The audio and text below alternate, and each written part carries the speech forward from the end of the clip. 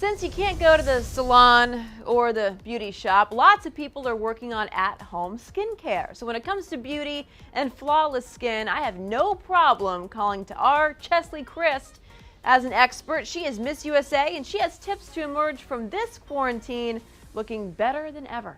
While we all deal with the pressures of being stuck at home, it's a great time for a little self-care. Focus on doing things that we know will make us feel good. And a great time to concentrate on our skin. It serves as an alternative to injectables.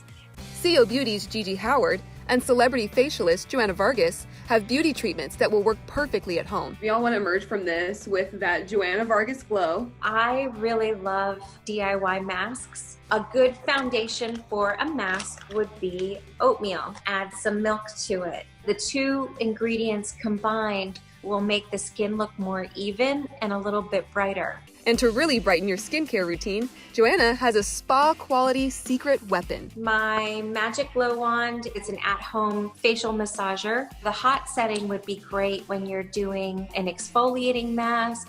The cold setting is very similar to a facial device we use in the salon called Cryotherapy. Will really reduce the appearance of redness in the skin. It will help you look depuffed.